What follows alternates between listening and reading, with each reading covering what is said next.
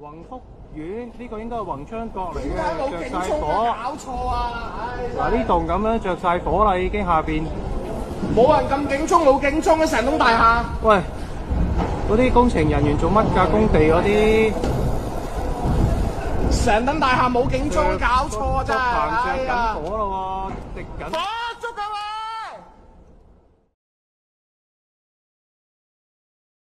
That night, Hung Fook Court became an inescapable sea of fire. 8 towers, defenseless, were instantly consumed by a firestorm that turned the night sky a blinding, apocalyptic red. Looking down, the scene is haunting. How could 8 buildings catch fire at once? The fire-retardant nets didn't protect us. They acted as fuel. This was no accident. It was a disaster engineered by greed, where our homes were treated by contractors as nothing more than disposable construction costs. The flames were eventually extinguished, but the terror remains. This fire scorched away more than just walls. It incinerated the last shred of trust we had in the system.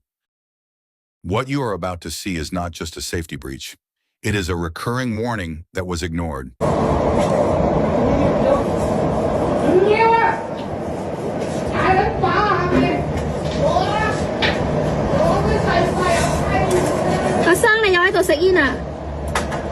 But what if I tell you the spark wasn't the culprit and the greed was?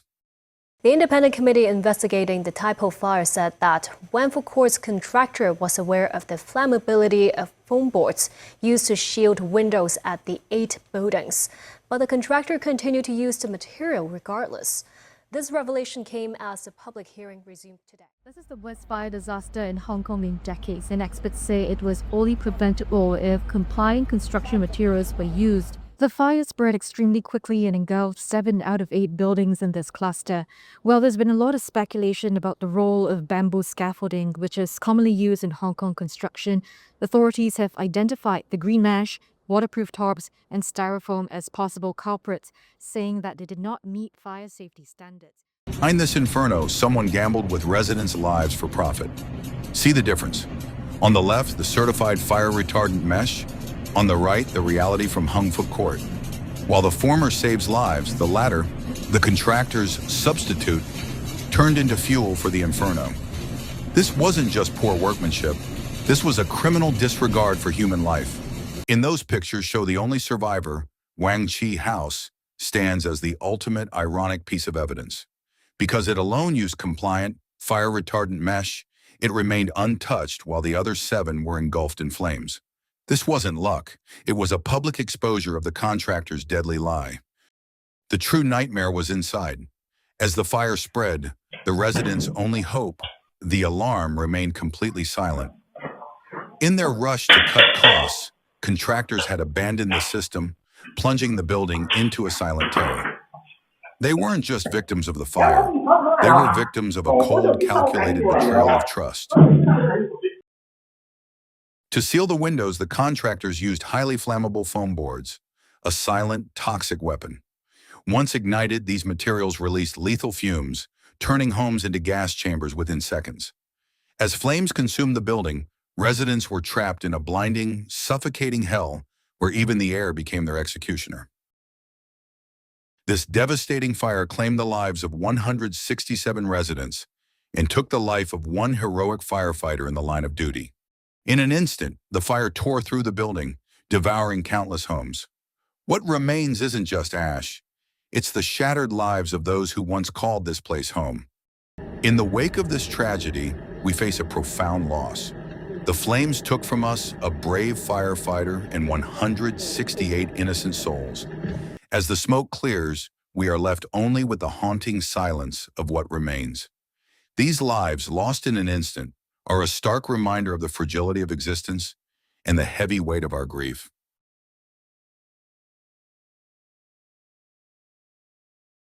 These are the hearts left shattered, clinging to memories that will never return. In this raw, unbearable grief, we see the true cost of what was lost. Residents poured their life savings into this place, believing it was a home, only to be met with this final, tragic end.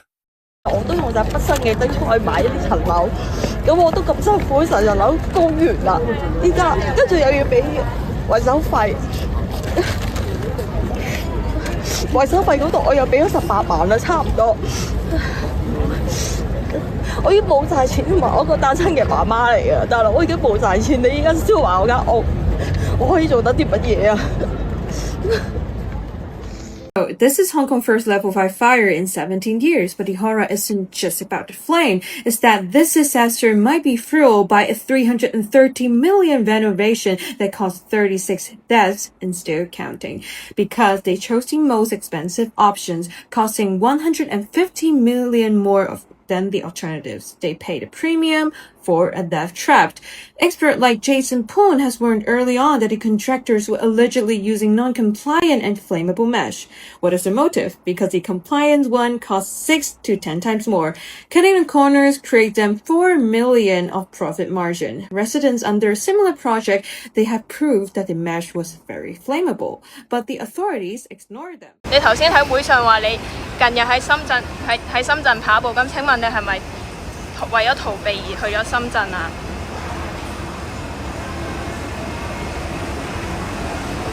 黃議員點解冇出席呢個聽證會嘅？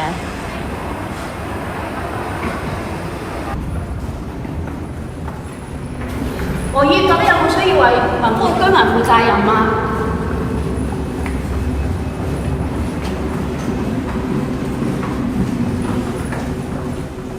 黃議員點解唔出席？ To this day, Peggy Wong has still not taken responsibility or apologized for the fire. Meanwhile, on the other side, the government appears to be making its move. 政府因此提出用現金或者樓換樓嘅方式收購宏福苑呢7座所有單位嘅業權。我哋會向未補價嘅單位業主提供每平方尺，呢個係以實用面積計算嘅8000蚊一尺嘅收購價。而以補價嘅單位咧，我哋就每平方尺會提出係10500蚊嘅收購價。冇嘢講，佢咪有啲壓落嚟，你一定要賣個業權俾佢噶嘛，你唔賣都唔得㗎。我哋5000年嘅文化就係官字兩個口嘛，呢個係5000年嘅文化嚟㗎嘛，呢個我哋中國都係永遠都講呢個字㗎嘛。大家都冇氣頭嗰時咪反咯。官逼民反4個字係中國發明㗎嘛，啱唔啱啊？唔係外國發明㗎嘛，我哋中國文化就係咁咯。